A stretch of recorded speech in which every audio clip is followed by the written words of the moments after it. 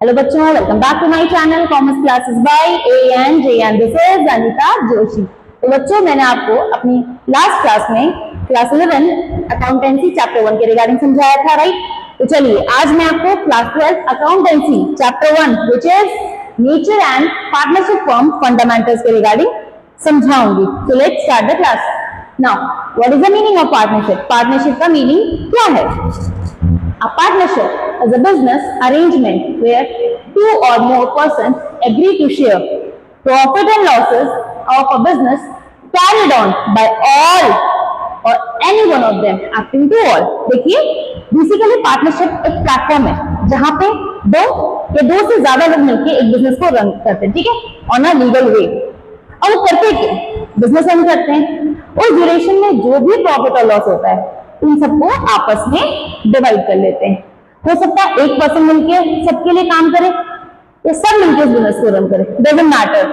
बस पार्टनरशिप का मतलब ये होता है कि यहाँ पे दो या दो से ज्यादा लोग मिलके एक बिजनेस को रन करते हैं और प्रॉफिट और लॉस को आपस में इक्वल वे में या जिस रेशियो में उन्होंने डिसाइड किया होता है उस वे में उसे आपस में डिस्ट्रीब्यूट करते हैं, ठीक है। Now what is the definition of partnership? Partnership is the relation between person who have agreed to share the profit of a business carried on by all or any of them acting for all। Partnership की definition क्या है? Partnership की definition क्या कहती है?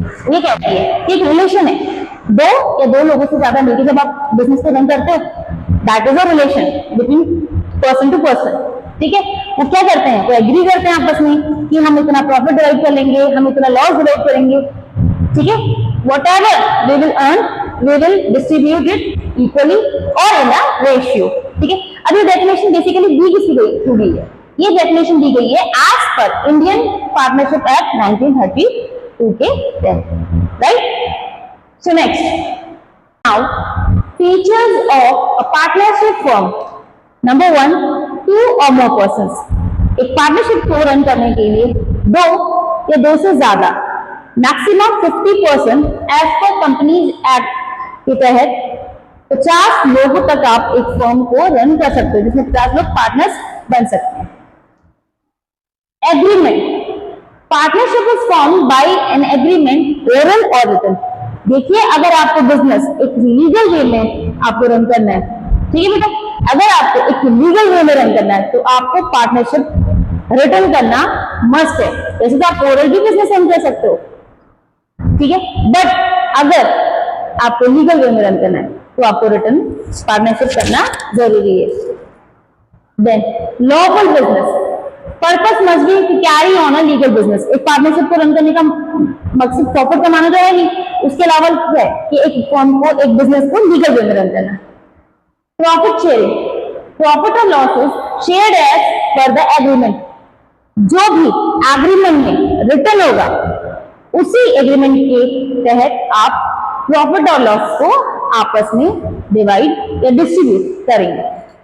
Unlimited liability, partners are personally responsible for firm's debt. जितने भी partners होंगे वो पर्सनली रिस्पॉन्सिबल होंगे। अगर कोई लॉस हो रहा है या कोई भी लायबिलिटी या कोई डेट अगर है फर्म में तो वो सबके सब पार्टनर्स उसके लिए रिस्पॉन्सिबल होंगे और वो डेट पार्टनर्स को ही चुकाना पड़ेगा, ठीक है।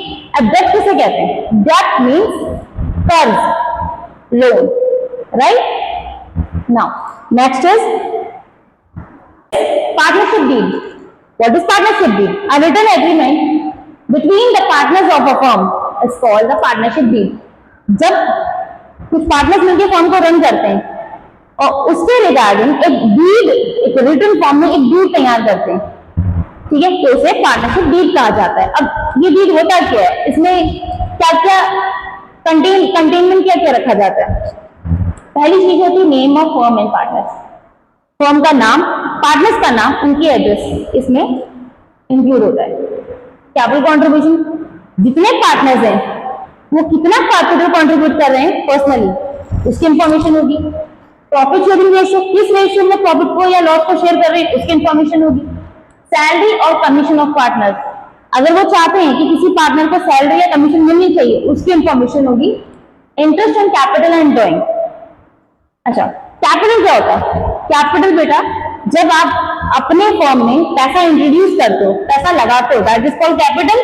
और ड्रॉइंग जब आप पैसा निकालते हो पर्सनल यूज के लिए, दैट इज कॉल्ड ड्रॉइंग। जब विड्रॉ करते हो पैसा, दैट इज कॉल्ड ड्रॉइंग। तो यहाँ पे इंटरेस्ट लग रहा है, इंटरेस्ट लगता है। हो सकता है कि हर एक पार्टनर अलग अलग फॉर्म में पैसे को कंट्रीब्यूट कर रहा है, कोई 50,000 कर रहा है, कोई 1 लाख कर रहा है। तो उनके एग्रीमेंट के हिसाब से अगर वो चाहते हैं कि कैपिटल में इंटरेस्ट लगना चाहिए तो वो लगेगा। और कुछ पार्टनर्स फॉर्म को रन कर रहे हैं, हो सकता है कि किसी एक पार्टनर को पैसे की जरूरत है, उसने पैसा विड्रॉ कर लिया, बट सेकंड पर्सन ने अभी तक पैसा विड्रॉ नहीं किया, तो वो उनके ऊपर डिपेंड करता है कि क्या वो इंटरेस्ट लगाना चाहते हैं ड्रॉइंग पे। अगर कोई पार्टनर पैसा बिजनेस से विड्रॉ कर रहा है तो क्या उसे इंटरेस्ट देना चाहिए? It depends on them. Next, rules for admission, retirement और डेथ। फॉर्म स्टार्ट हो गया, रन हो गया, तो एडमिशन के टाइम पर कोई रूल मेक करना चाहते हैं, रिटायरमेंट के टाइम पर कोई रूल मेक करना चाहते हैं, या सडन डेथ हो गई है उसके रिगार्डिंग कोई रूल बनाना चाहते हैं, तो वो सारी की सारी इंफॉर्मेशन पार्टनरशिप डीड में इंक्लूड करनी पड़ेगी। Mode of settlement of disputes, ये भी हो सकता है कोई डिस्प्यूट क्रिएट हो गया हो। डिस्प्यूट मीन्स आपसी मतभेद किसी भी चीज के regarding, commission, salary, profit, loss, expenses, किसी के भी रिगार्डिंग, एनीथिंग, तो उसके रिगार्डिंग जब कोई डिस्प्यूट मतलब कोई मतभेद अगर क्रिएट हो चुका है तो उसके लिए क्या सेटलमेंट रखा गया है, वो सब सारी इंफॉर्मेशन पार्टनरशिप डीड में इंक्लूड होती है। सो चलिए आज की क्लास हम यहीं पे एंड करते हैं और आई होप आपको मेरी वीडियो समझ में आई होगी। Thank you.